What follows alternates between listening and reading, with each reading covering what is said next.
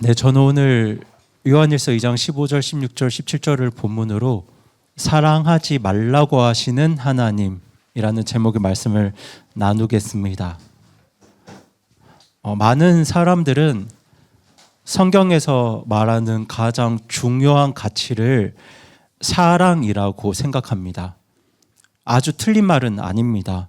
성경은 분명히 사랑을 매우 크게 강조하고 있습니다.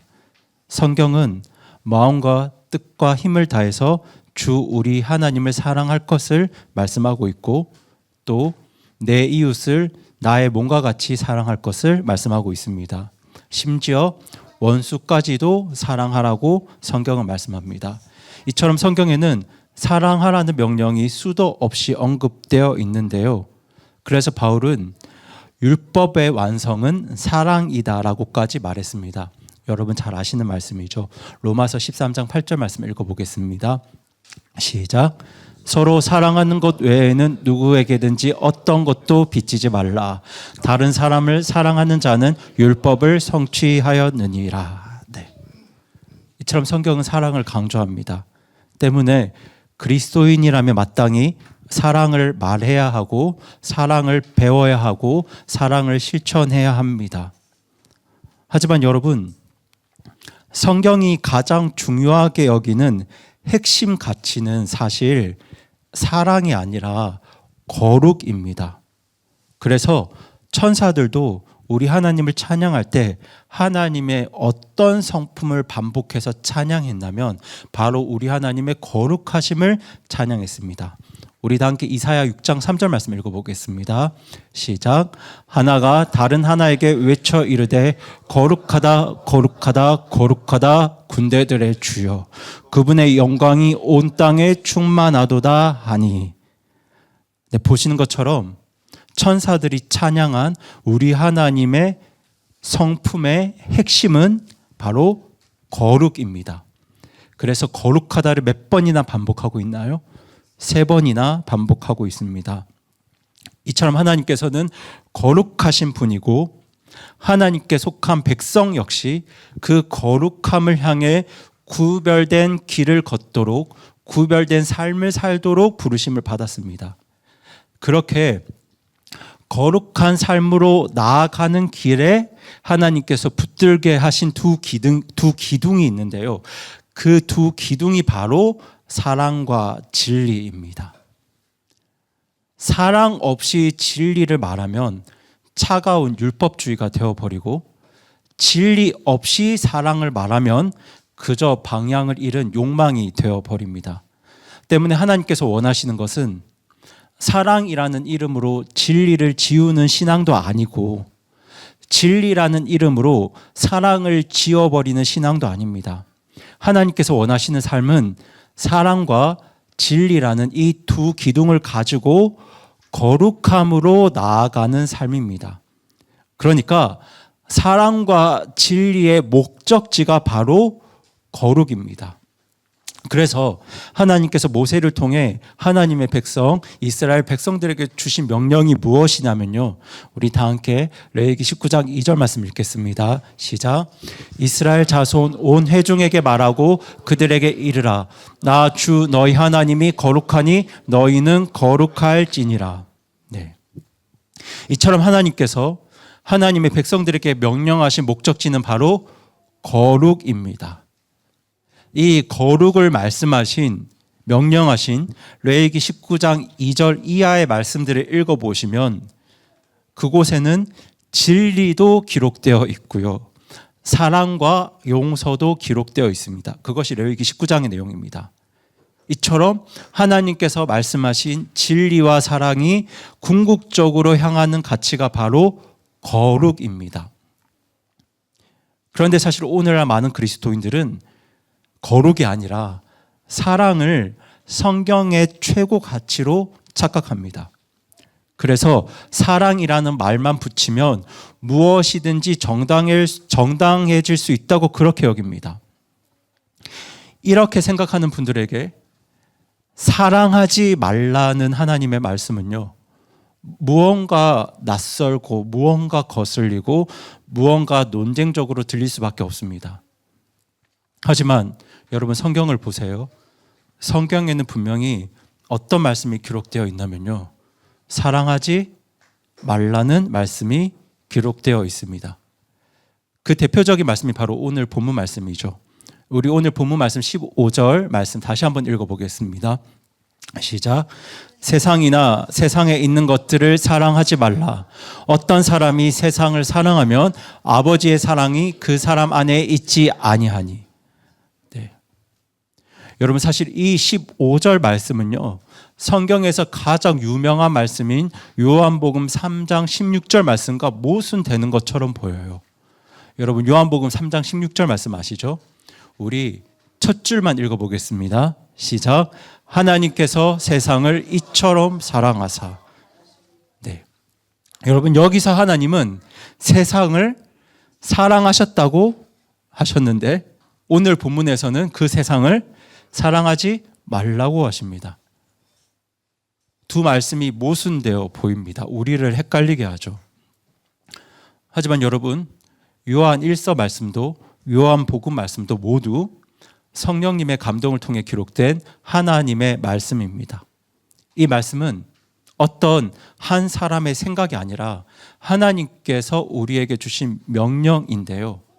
그러니까 하나님께서는 사랑할 것과 사랑하지 말 것에 대해서 분명히 선을 그으셔서 어떤 것들은 사랑하지 말라고 우리에게 명령하셨습니다. 그리고 저는 이 명령을 있는 그대로 받아들이길 원하는데요. 우리 오늘 본문 15절에 붉은색 글만 다시 한번 읽어볼까요? 시작. 사랑하지 말라. 다시 한번 읽어보겠습니다. 시작. 사랑하지 말라. 여러분 제가 다시 한번 말씀드리지만 사랑하지 말라. 이것은 우리 하나님의 명령입니다. 다시 말해서 우리가 이것을 어기면 사랑하지 말라고 하신 것을 사랑하면 우리는 죄를 짓는 겁니다. 바꿔 말하면 어떤 사랑은 하나님 앞에서 죄가 될 수 있다는 겁니다. 여러분 기억하시기 바랍니다. 사랑이 죄가 될 수 있습니다. 사랑이 뭐가 될 수 있다고요? 죄가 될 수 있습니다. 사실 우리는 어느 때보다 사랑이 죄가 될 수 있다는 이 진리가 절실히 필요한 시대를 지금 살고 있습니다. 왜냐하면 오늘날 지금 세상은 사랑은 다 좋은 거야. 사랑은 다 선한 거야. 라는 사고방식을 가지고 우리에게 다가오기 때문입니다. 세상은 이렇게 말합니다. 어떻게 사랑을 반대할 수 있습니까? 누구도 사랑을 반대할 수는 없습니다. 그러니 당연히 기독교인들은 사랑을 반대하면 안 되죠. 하나님은 사랑이시고 너희도 서로 사랑하라고 말씀하셨다면서요. 그런데 서로 사랑하는 두 사람을 당신들이 무슨 자격으로 막아설 수 있습니까? 이렇게 말하는데요. 오늘 하나님 말씀은 사랑이 죄가 될 수 있다고 아주 정확하게 말씀하고 있습니다. 여러분 이 말씀은 단순히 이론적인 신학 토론 주제가 아닙니다. 오늘 주님의 말씀은요 아주 실제적이고 너무도 현실적인 문제와 연관되어 있습니다. 이 말씀에 기록된 것처럼 어떤 사랑은 하나님 앞에 죄가 될 수 있습니다. 그럼 여러분 어떤 사랑이 하나님 앞에서 죄가 될까요? 우리 첫 번째 읽어보겠습니다. 시작. 사랑이 잘못된 대상을 향할 때. 여러분 나의 사랑이 잘못된 대상을 향할 때 그 사랑은 죄가 됩니다. 저희 15절 말씀 다시 한번 읽어보겠습니다. 시작. 세상이나 세상에 있는 것들을 사랑하지 말라. 어떤 사람이 세상을 사랑하면 아버지의 사랑이 그 사람 안에 있지 아니하니. 보시는 것처럼 오늘 본문에 기록된 사랑의 잘못된 대상은 바로 세상입니다. 다만 여기서 제가 먼저 말씀드릴 것이 있는데요. 그것은 바로 이 세상이라는 단어가 성경에서 특히 사도 요한의 글에서는 적어도 세 가지 다른 의미로 쓰인다는 점입니다. 저희 하나씩 읽어보겠습니다. 시작. 모든 피조물, 사람들, 하나님을 대적하는 시스템 가치. 이처럼 성경이 말하는 세상의 의미에는 적어도 세 가지 의미가 있습니다. 첫 번째가 뭐라고요? 모든 피조물, 창조물입니다. 요한복음 1장, 3장, 4장, 6장 등 성경 곳곳에서 코스모스라고 기록된 세상이라는 단어는 전 우주, 창조세계 전체를 가리키는 말입니다. 다만 오늘 본문 요한 1서에 기록된 세상은 이 창조세계 전체를 가리키는 말은 아닙니다. 그러니까 세상을 사랑하지 말라는 말씀은요, 하나님이 만드신 이 지구와 이 창조세계를 사랑하면 안 된다라고 말하는 게 아닙니다. 그런 뜻이 아닙니다. 그리고 두 번째 뜻이 뭐라고요? 사람들이죠. 세상의 두 번째 뜻은 사람들입니다. 요한복음 3장 16절에 기록된 세상이 바로 이 사람들입니다. 하나님께서 세상을 이처럼 사랑하셨습니다. 표현을 바꾸면 하나님께서 누구를 사랑하셨나요? 사람들을 이처럼 사랑하셨습니다. 하나님은 사람들을 사랑하셔서 독생자를 이 땅에 보내셨습니다. 그런데 오늘 본문 요한 1서에 기록된 세상 역시 사람들을 말하는 건 아닙니다. 하나님은 지금 사람을 사랑하지 말라, 이웃을 사랑하지 말라, 인류를 사랑하지 말라 이런 말씀을 하시는 게 아니에요. 그리고 우리는 그런 뜻이 아니라는 걸 잘 알고 있습니다. 우리가 받은 성경의 가장 큰 계명 중 하나가 바로 하나님을 사랑하고 내 이웃을 내 몸과 같이 사랑하는 것이죠. 하나님은 사람을, 이웃을 사랑하라고 말씀하셨습니다. 그러니 오늘 본문에서 요한이 말하는 세상은 첫 번째 의미도 아니고 두 번째 의미도 아닙니다. 만약 그렇다면 말씀이 서로 모순이겠죠. 하지만 세상이라는 단어에는 세 번째 의미가 있습니다. 그 세 번째 의미가 바로 하나님을 반역하고 하나님 왕국에 대적하는 이 영적인 시스템 가치를 말합니다. 오늘 본문에서 말하는 세상이 바로 이 세 번째 의미입니다. 오늘 본문에서 세상을 사랑하지 말라고 할 때 그 의미는 너의 사랑이, 당신의 사랑이 하나님을 대적하는 시스템, 하나님을 대적하는 가치, 하나님을 대적하는 생각들을 향할 때 그 사랑은 죄가 된다고 말하는 것입니다. 그리고 요한 1서에서는 하나님을 대적하는 세상에 대해서 여러 번 언급하고 있는데요. 읽지는 않겠지만 눈으로 보시기 바랍니다.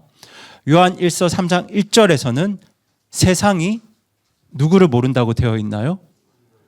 그분, 하나님 예수님을 모른다고 말씀하고 있죠. 그리고 3장 13절에서는 세상이 그리스도인들을, 너희를 뭐 한다고 말씀하고 있나요? 미워한다고 말씀하고 있습니다. 그리고 4장 1절에서는 이 세상에 누가 있다고 말씀하고 있죠? 거짓 대언자들이 있다고 말씀하고 있죠. 그리고 4장 3절에서는 적그리스도의 영이 이 세상에 있다고 말씀하고 있고요. 요한일서 5장 4절에서는 구원받은 성도들이 믿음으로 무엇을 이긴다고 말씀하고 있나요?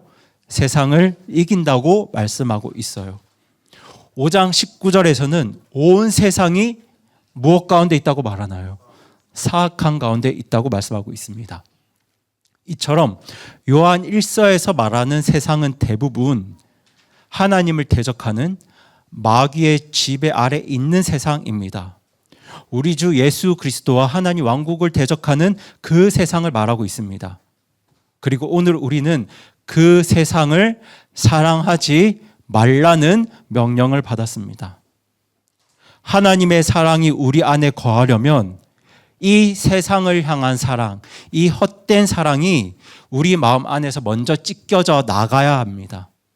우리 마음 안에서 세상을 향한 사랑이 사라지기 전에는 좋은 설교를 100번 반복해서 들어도, 성경 공부를 100번 반복해서 공부해도 사실 큰 소용이 없습니다. 이건 마치 둥근 공이에 물을 붓는 것과 다름이 없어요. 여러분, 둥근 공이에 물을 부으면 어떻게 되나요? 물 한 방울 남지 않고 다 흘러내립니다. 왜냐하면 거기에는 물을 담을 빈 공간이 없기 때문입니다. 그렇게 우리의 애정이, 우리의 사랑이 하나님을 대적하는 이 세상을 향해 있으면 사실 우리의 마음 안에는 하나님의 사랑이 들어갈 자리가 없게 됩니다. 왜냐하면 세상을 사랑하는 건 하나님을 대적하는 것을 사랑하는 것이기 때문입니다. 이렇게 사랑이 잘못된 대상을 향할 때 그 사랑은 죄가 될 수 있습니다. 야고보서에서 야고보도 같은 이야기를 하고 있습니다. 우리 다 함께 야고보서 4장 4절 말씀 읽겠습니다. 시작. 너희 가늠하는 남자들과 가늠하는 여자들아, 세상과 친구 되는 것이 하나님과 원수 되는 것인 줄 너희가 알지 못하느냐. 그러므로 누구든지 세상의 친구가 되려는 자는 하나님의 원수니라. 네. 우리가 읽은 말씀처럼 사람은 두 주인을 섬길 수가 없습니다. 이를 사랑하면 저를 미워하게 됩니다. 이것은 양자택일의 문제입니다. 세상을 사랑하면서 동시에 하나님을 사랑할 수 없습니다. 그리고 사실 모든 구원받은 성도는요, 이 세상에서 빠져나오기로 결단한 사람들입니다. 회개한 사람들이죠. 여러분, 우리는 구원받을 때 이 세상으로부터 건짐을 받았습니다. 이 세상의 시스템에서 빠져나왔습니다. 죄로 가득 찬 어둠에서 나와서 그리스도의 놀라운 빛 안으로 들어가게 되었는데요. 그렇게 저와 여러분은 소속된 왕국을 옮겼고요. 충성의 대상을 바꾸었고요. 사랑의 대상도 바꾼 사람들입니다. 그래서 세상도 하나님 왕국에 속한 우리들을 좋아하지 않습니다. 사랑하지 않아요. 그러니 우리도 세상을 사랑할 이유가 없죠. 그래서 예수님께서 이렇게 말씀하셨습니다. 우리 다 함께 요한복음 15장 19절 말씀 같이 읽겠습니다. 시작. 너희가 세상에 속하였으면 세상이 자기 것을 사랑하였을 것이나 너희가 세상에 속하지 아니하고 도리어 내가 세상에서 너희를 택하였으므로 세상이 너희를 미워하느니라. 네. 우리는 세상에서 빠져나왔기 때문에 세상이 우리를 뭐합니까? 미워하죠.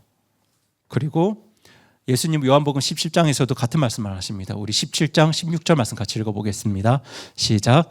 내가 세상에 속하지 아니한 것 같이 그들도 세상에 속하지 아니하나이다. 네, 저와 여러분은 어디에 속한 사람이 아닌가요? 세상에 속한 사람이 아닙니다. 이처럼 세상에 속하지 않은 우리 성도들이 세상 속에서 살아가야 하는 이유는 주님께서 우리를 이 세상에 보내셨기 때문이에요. 우리 이어지는 18절 말씀 같이 한번 읽어보겠습니다. 시작. 아버지께서 나를 세상에 보내신 것 같이 그렇게 나도 그들을 세상에 보내었고. 네, 이 말씀에 기록된 것처럼 우리는 그리스도를 드러내기 위해 하나님 나라를 드러내기 위해서 이 세상에 보냄을 받은 사람들입니다. 이 세상에 보냄을 받았는데요. 보냄을 받았지만 이 세상에 속한 사람들은 아닙니다. 우리는 세상 안에 있지만 이 세상의 것은 아니에요. 그래서 우리는 절대로 이 세상을 사랑해서는 안 됩니다.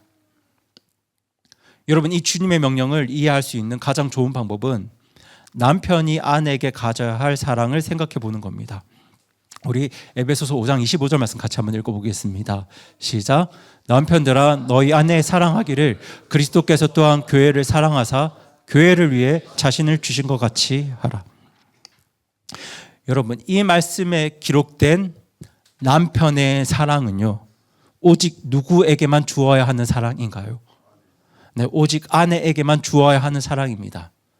여러분, 이 사랑을 아내가 아닌 다른 여자에게 돌리는 순간 그 사랑은 뭐가 될까요? 불륜이 되는데요. 하나님 앞에서 죄가 됩니다.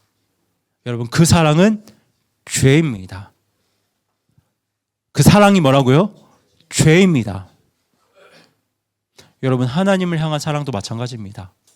우리가 하나님께 드려야 할 그 사랑, 하나님께서 우리 마음에 부어주신 그 사랑을 우리가 빠져나온 그 세상으로 돌리는 건 죄가 됩니다.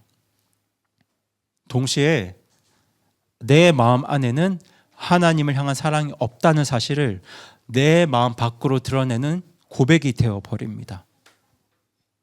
그래서 우리는 이 세상을 향한 나의 사랑이 어떠한지를 끊임없이 점검해야 합니다. 다만 여기서 제가 꼭 말씀드리고픈 부분이 있었는데요. 많은 분들이 세상을 사랑하지 않는 것을 세상에 참여하지 않는 것으로 착각하세요. 그래서 이 말씀을 잘못된 방향으로 적용하는 경향이 있으신데요. 어떤 분들은 이렇게 말씀하십니다. 그리스도인은 세상과 싸워야 합니다. 그래서 저는 술도 안 마시고 담배도 안 피우고 욕도 안 하고 불신자 이성이랑은 데이트도 안 합니다. 그렇게 저는 세상과 싸우고 있습니다. 틀린 말은 아니죠. 정말 잘하시는 겁니다. 하지만 여러분, 사랑은 행동에만 달려 있는 게 아니죠. 사실 술을 마시지 않아도 술을 뭐 할 수 있을까요? 사랑할 수 있습니다. 간음을 하지 않아도 간음을 사랑할 수 있어요. 불신자 이성과 교제하지 않아도 불신자 이성을 사랑할 수 있습니다. 행동하지 않아도 사랑할 수 있어요. 때문에 나의 마음과 열정이 세상을 향해 있으면서도 내가 그것을 참아내니까, 그걸 안 했으니까, 참았다는 이유로, 안 했다는 이유로 난 세상을 사랑하지 않는다라고 착각하시면 안 됩니다. 여러분, 마음은 세상을 향하고 있는데 단지 행동하지 않았다는 이유로 스스로를 의롭게 여기는 건 그건 율법주의나 도덕주의에 불과합니다. 지금 성경의 명령은 세상에 참여하지 말라고 하는 게 아니라 세상을 사랑하지 말라고 하는 겁니다. 여러분, 우리가 우리 자녀들을 양육하는 궁극적인 목적 역시 그저 세상 일에 참여하지 않는 것이 아니에요. 우리의 목적은 그들이 세상을 사랑하지 않는 겁니다. 여러분, 세상의 일에 참여하지 않게 하는 것, 부모가 힘이 있으면 할 수 있습니다. 통제할 수 있어요. 하지만 여러분, 우리 자녀들이 세상을 사랑하지 않게 하는 것, 이거 부모의 힘으로 가능할까요? 통제한다고 될까요? 불가능합니다. 물론 통제가 필요하죠. 올바른 교육과 양육이 필요합니다. 하지만 그것만으로는 불가능합니다. 그 마음까지 우리가 어떻게 할 수가 없습니다.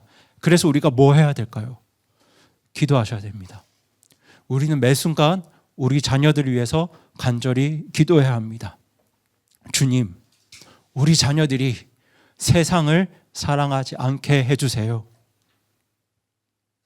그리고 이 일을 위해 먼저 저부터 세상을 사랑하지 않게 해주세요.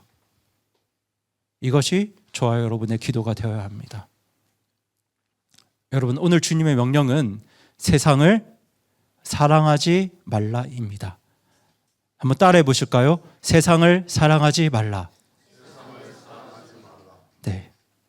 이 주님의 말씀이 우리 마음에서부터 이루어져서 우리 가정에, 우리 자녀들에게까지 이 말씀이 성취되기를 간절히 기도해 주시기 바랍니다. 그리고 어떤 사랑이 죄가 될 수 있을까요? 두 번째 읽어보겠습니다. 시작. 사랑이 잘못된 출처에서 나올 때. 네, 앞서 저는 사랑의 대상이 잘못되었을 때 그 사랑은 죄가 된다고 말씀드렸고요. 오늘 본문은 거기서 한 걸음 더 나아가서 사랑의 출처를 말씀하고 있습니다. 그 사랑이 어디서부터 흘러나왔는가, 그 사랑의 근원이 어디인가에 따라 그 사랑은 거룩의 통로가 될 수도 있고요, 죄의 통로가 될 수도 있습니다. 우리 16절 말씀 같이 한번 읽어보겠습니다. 시작. 이는 세상에 있는 모든 것, 즉 육신의 정욕과 안목의 정욕과 인생의 자랑이 아버지에게서 나지 아니하고 세상에서 나기 때문이라. 네, 세상에서 나기 때문이라. 여러분, 15절이 사랑의 대상을 말하고 있다면 16절은 사랑의 출처를 말하고 있습니다. 여러분, 이건 아주 단순한 이야기입니다. 하나님을 향한 사랑은 누구에게서 나올까요? 하나님에게서 나오겠죠. 그렇다면 세상을 향한 사랑은 어디에서부터 오겠습니까? 네, 세상으로부터 옵니다. 하나님을 대적하는 분위기, 하나님 나라를 거부하는 가치관, 하나님 없이도 살 수 있다고 속이는 그 세상의 시스템에서 세상을 향한 사랑이 자라납니다. 사도 요한은 그 세상에서부터 나온 사랑을 세 가지로 말하고 있는데요. 그 세 가지가 바로 육신의 정욕, 안목의 정욕, 인생의 자랑입니다. 여러분, 육신의 정욕이 뭐냐면요. 쉽게 말씀드리면 내가 하고 싶은 게 가장 중요한 기준이 되는 것이 바로 육신의 정욕입니다.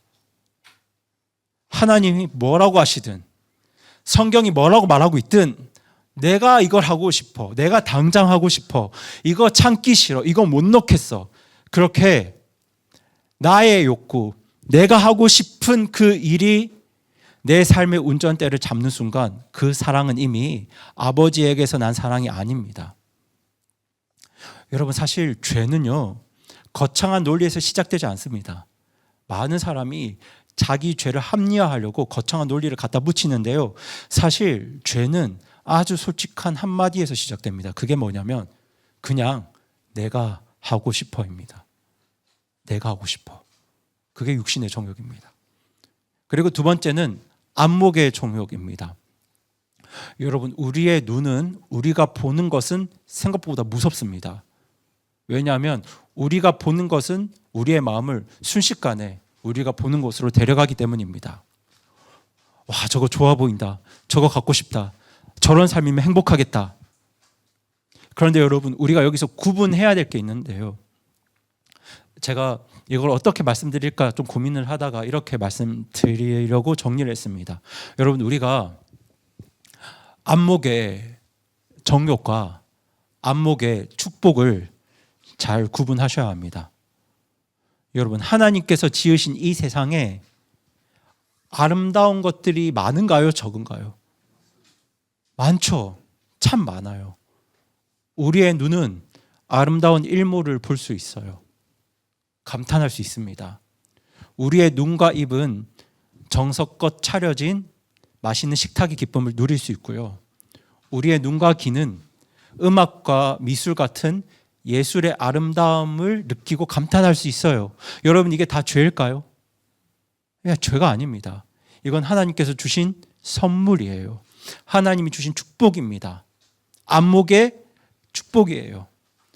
그런데 문제가 어디서 생기냐면요, 그 아름다움을 보면서 하나님 감사합니다가 아니라 그 아름다움 자체가 나를 채우는 신이 되는 순간, 그러니까 하나님이 아닌 창조물이 내 공허함을 메우는 구원이 되는 순간, 그렇게 이 세상 안에 있는 것들이 내 마음을 지배하는 주인이 되는 순간, 음악이 나의 주인이 될 때, 미술이 나의 주인이 될 때, 예술이 나의 주인이 될 때, 바로 그때 나의 안목은 축복이 아니라 뭐가 될까요? 정욕이 됩니다. 나를 죄로 이끌고 가게 됩니다. 그래서 여러분, 하나님이 주신 것을 누리는 삶과 하나님 없이 눈에 보이는 것만 구하는 삶을 잘 구분하셔야 되고요. 사실 이 두 삶은 전혀 다른 인생입니다. 안목의 축복은 항상 감사로 끝나는데요, 안목의 정욕은 더 큰 정욕과 죄를 불러옵니다. 그러니 여러분, 안목의 정욕에 끌려가지 마시고 안목의 축복을 누리시는 우리 성도분들 되시기 바랍니다. 그리고 세 번째가 인생의 자랑인데요, 앞에 두 가지 육신의 정욕과 안목의 정욕이 내 마음 안에서 끓는 거라면 세 번째는 내 마음 밖으로 튀어나온 죄입니다. 여러분, 자랑이 뭔가요? 나를 높여달라는 외침이죠. 내 밖으로 나온 말들입니다. 여러분, 진짜 사랑은, 하나님 보시기에 진짜 사랑은 겸손한 간증을 만드는데요, 이 교만, 인생의 자랑은 과장을 만들어요. 진짜 사랑은 복음을 이야기하게 하는데요, 교만은 내 이야기만 하게 합니다. 진짜 사랑은 하나님이 하신 일을 말하게 하는데 교만은 내가 한 일을 말하게 만듭니다. 그래서 어떤 사람이 되냐면 만나는 사람마다 자기 이력서를 읽는 사람이 되어버리고, 무슨 이야기를 해도 결국 주인공이 나인 사람이 되어버리고, 하나님이 주신 복을 말하는 것처럼 이야기하면서도 감사보다는 감탄을 더 요구하는 사람이 되어버립니다. 여러분, 이런 것들이 바로 인생의 자랑입니다. 사도 요한은 그런 인생의 자랑에 대해서 아주 단호하고 날카롭게, 그런 사랑은 아버지에게서 난 것이 아니라 세상에서 난 것이다 라고 선언하고 있습니다. 그렇게 육신의 정욕과 안목의 정욕이 내 마음 밖으로 튀어나온 그 죄악된 욕심이 바로 인생의 자랑입니다. 그렇게 성경은 출처가 잘못된 사랑은 뭐가 될 수 있다고요? 죄가 될 수 있다고 말씀하고 있어요. 여러분, 세상은 사랑을 무조건 선한 것이라 여깁니다. 사랑이면 다 괜찮아. 사랑인데 왜 안 되냐? 사랑을 어떻게 반대할 수 있습니까? 하지만 하나님께서는 이렇게 말씀하시죠. 사랑에도 올바른 출처가 있고 사랑에도 올바른 근원이 있다고 말씀하세요. 아버지에게서 나지 않은 사랑은 올바른 사랑이 아니다라고 말씀하세요. 그것은 어디에서 난 사랑이라고요? 세상에서 난 잘못된 사랑이라고 말씀하십니다. 그래서 우리는 내 사랑의 출처가 어디인지를 매 순간 점검하셔야 합니다. 점검해야 합니다. 지금 내 마음에서 흘러나오는 이 끌림이, 이 애정이, 이 열정이 정말 하나님께서 주시는 사랑일까? 아니면 세상이 부어놓은 정욕일까? 우리가 끊임없이 나의 마음을 점검해야 합니다. 여러분, 우리가 이 질문을 피하면 우리는 평생 사랑이라는 말로 나의 죄를 포장하며 살아가게 될 겁니다. 그러나 우리가 이 질문을 붙들고 거룩한 사랑을 구하면요, 하나님께서 우리의 마음과 사랑을 정결하게 하셔서 사랑과 진리 안에서 거룩한 사랑을 할 수 있도록 저와 여러분의 삶을 인도하실 겁니다. 여러분, 이 믿음 가지고 매 순간 내 사랑의 출처를 확인하고 점검하시는 우리 성도님들 되시기 바랍니다. 그리고 세 번째, 잘못된 사랑입니다. 같이 한번 읽어보겠습니다. 시작. 사랑이 잘못된 결말을 향할 때. 네. 마지막으로 나눌 문제는 그 사랑이 우리를 어디로 데려가느냐, 그 사랑의 결말이 무엇이냐 하는 문제인데요. 여러분, 사실 사랑은 처음에는 늘 좋아 보이는 얼굴로, 늘 아름다운 말들로 우리에게 다가옵니다. 하지만 하나님께서는 그 사랑을 보실 때 지금의 모습만 보지 않으시고 그 사랑의 끝이 어디인지, 그 사랑의 결말이 어디인지를 보십니다. 우리 17절 말씀 같이 한번 읽어보겠습니다. 시작. 세상도 그것의 정욕도 사라지나 하나님의 뜻을 행하는 자는 영원토록 거하느니라. 네. 이 말씀에는 사랑의 두 갈래 길이 등장하는데요. 한쪽에는 사라지는 길이 있고요, 다른 한쪽에는 영원히 남는 길이 있습니다. 여러분, 사랑이 문제가 되는 건 강렬하지 않아서가 아니에요. 진심이지 않아서가 아닙니다. 사랑이 문제가 되는 가장 큰 이유는 그 사랑의 결말 때문입니다. 어떤 사랑이 나를 결국 사라질 끝을 향해 나를 끌고 간다면, 멸망할 끝으로 나를 인도한다면 그 사랑은 나를 살리는 사랑이 아니라 나를 무너뜨리게 하고 나를 망하게 하는 사랑이 됩니다. 우리의 사랑과 열정이 나를 생명으로 인도하지 않고 나를 죽음과 파괴로 이끌고 간다면 그 사랑과 열정은 하나님 앞에 죄가 됩니다. 그래서 바울이 고린도전서에서 이렇게 말하는데요. 우리 고린도전서 7장 31절 후반부 말씀을 같이 한번 읽어보겠습니다. 시작. 이 세상의 외형은 사라지느니라. 네. 여러분, 이 세상은 뭐 한다고요? 사라집니다. 다 지나갑니다. 세상의 열광도 다 지나갑니다. 세상의 박수도 다 지나가요. 세상이 약속하는 자유도 만족도 정체성도 다 지나가고 사라집니다. 그런데 사람들은 자꾸 이 지나가는 것에, 사라지는 것에 인생을 겁니다. 사라지는 것에 마음을 걸고 지나갈 것으로 자기를 정의합니다. 그렇게 요즘 세상은 사랑은 다 좋은 거야, 사랑이면 다 괜찮아 라고 이렇게 말합니다. 말로는 그럴듯하죠. 하지만 성경은 그렇게 말하지 않아요. 성경은 사랑하지 말라고 말씀합니다.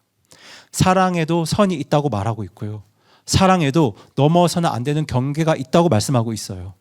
왜냐하면 사랑은 감정이기 이전에 하나님의 진리 안에서 이루어져야 하기 때문입니다. 하나님의 진리 안에 있는가 아닌가에 따라서 사랑의 결말이 달라집니다. 어떤 사랑은 결국 사라져 멸망할 것이고, 어떤 사랑은 아름다운 열매를 맺게 될 것입니다.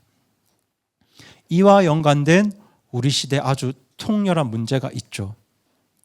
지금 한국 사회뿐만 아니라 전 세계적으로 밀려오는 가장 심각한 주장 중 하나가 바로 이 성 정체성 문제입니다. 특히 동성애와 연관된 논쟁인데요. 지금 세상 사람들은 이렇게 말합니다. 어떻게 서로 사랑한다는데 동성 결혼을 반대할 수 있습니까? 서로 사랑하는 사람들이 그 사랑을 표현하겠다는 건데 어떻게 사랑을 중요하게 생각하는 기독교인들이 그 사랑을 반대할 수 있습니까? 이렇게 말하는데요. 여러분, 그 사랑은 대상이 잘못되었습니다. 출처도 잘못되었습니다. 하나님께 영광과 존귀를 돌리는지 그 여부를 떠나서 대상 자체도 틀렸고요, 잘못된 출처에서 나온 사랑이에요. 때문에 여러분, 게이 크리스천이라는 말은 존재할 수 없는 말입니다. 여러분, 그리스도인이 동성애를 해도 괜찮다는 말은요, 그리스도인이 불륜을 해도 괜찮다는 말과 똑같은 말이에요.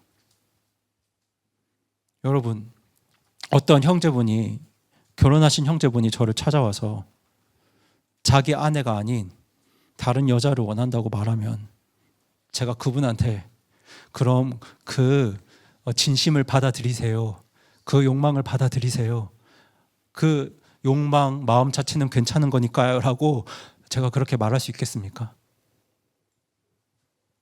절대로 안 됩니다. 그거 괜찮은 거 아닙니다.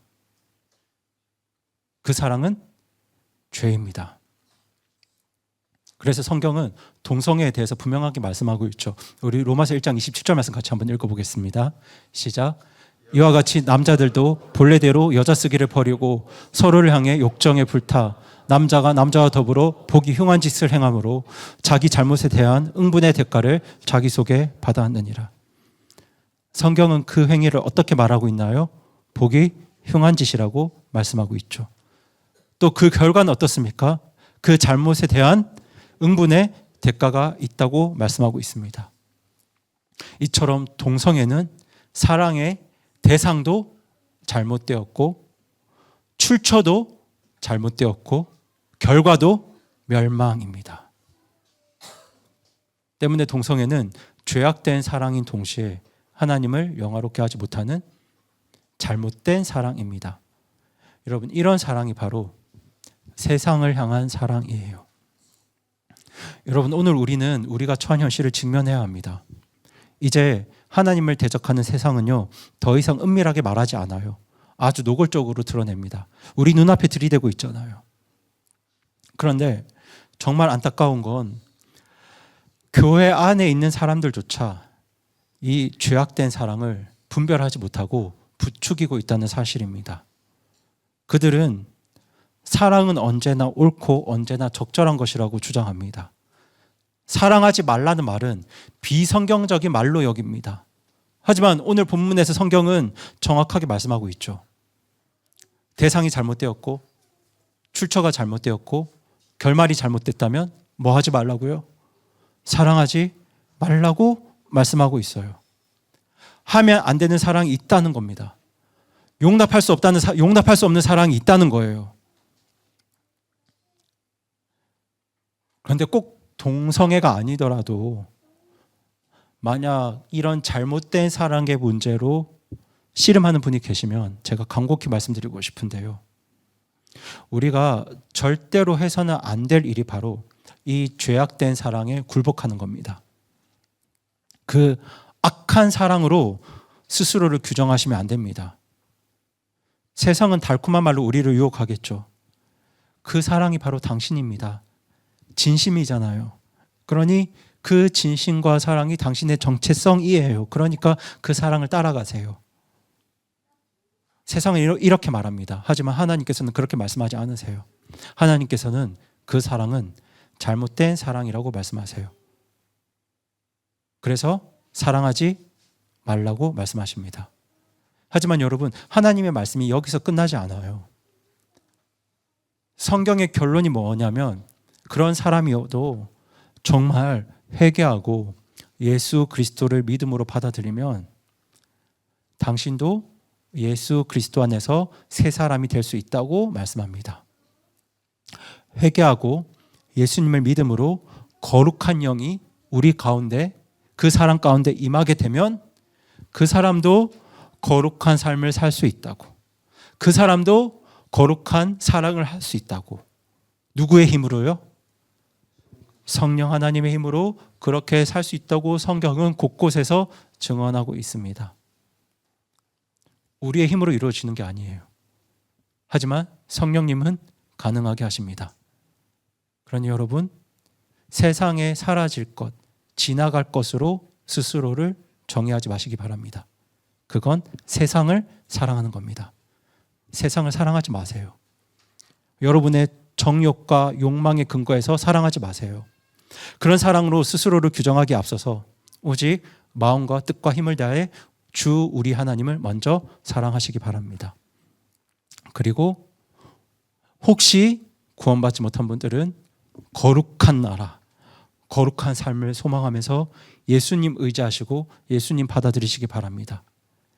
그러면 우리 안에 누가 오시나요? 거룩한 영, 성령님이 오시고요. 그 성령님을 의지하시기 바랍니다. 그러면 저와 여러분은 죄악된 사랑이 아니라 거룩한 사랑을 할 수 있습니다. 여러분, 오늘날 많은 사람들이 금지된 사랑은 없다고 말합니다.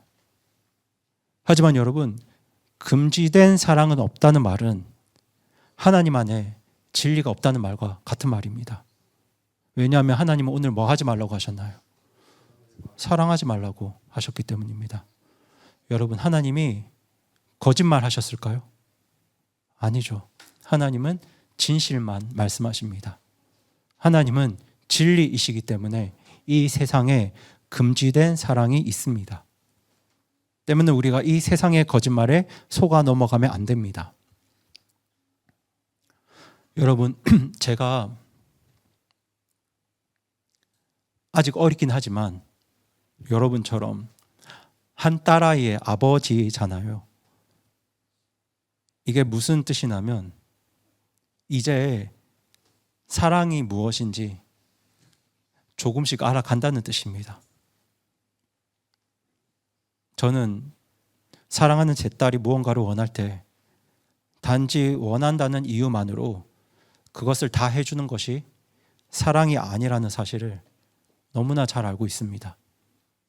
때문에 저와 딸 사이에서, 저와 은빈이 사이에서 가장 사랑이 충만했던 순간이 언제냐면요, 제가 권위를 가지고 딸아이에게, 은빈이에게 아주 단호하게 안 돼라고 말했던 순간들입니다. 그래서 저는 어제도 약속을 안 지킨 은빈이를 향해서 오늘은 안 돼라고 말했습니다. 그 순간이 바로 저와 은빈이 사이에서 가장 사랑이 충만했던 순간입니다. 그리고 오늘 우리는 우리를 사랑하시는 하나님으로부터 안 돼라는 말씀을 들었습니다. 그 안 돼의 이유가 바로 여기 있습니다. 다시 한번 읽어보겠습니다. 시작. 세상도 그것의 정욕도 사라지나 하나님의 뜻을 행하는 자는 영원토록 거하느니라. 여러분, 이 말씀에서 아버지 하나님의 마음이 보이시나요? 하나님께서 세상을 사랑하지 말라고 하시는 이유는 저기 좋은 게 있는데 내가 너한테 저걸 주고 싶지 않아, 이런 말이 아니잖아요. 이건 뱀의 거짓말입니다. 오늘 세상을 사랑하지 말라는 주님의 말씀은 이런 뜻입니다. 지금 저것이 너한테 좋아 보이고 심지어 좋게 느껴질 수도 있지만 결국 그건 널 망하게 만들 거야. 그런데 나는 너를 진짜 사랑하기 때문에 거기서부터 나으라고 부르는 거란다. 내가 너를 사랑하기 때문에, 내가 멸망하지 않고 하나님 안에 영원히 거하기를 원하기 때문에 나는 내가 세상을 사랑하지 않았으면 좋겠어. 세상을 사랑하지 마. 이것이 바로 우리 주님의 마음입니다. 여러분, 우리를 향한 하나님의 간절한 소망은요, 곧 사라질 이 세상이 아니라 영원히 사라지지 않을 거룩한 나라를 누리는 겁니다. 그러니 여러분, 세상을 사랑하지 마세요. 제가 다시 한번 말씀드릴게요. 세상을 사랑하지 마세요. 세상을 사랑하지 마시기 바랍니다. 이 시간 잠깐 기도하겠습니다.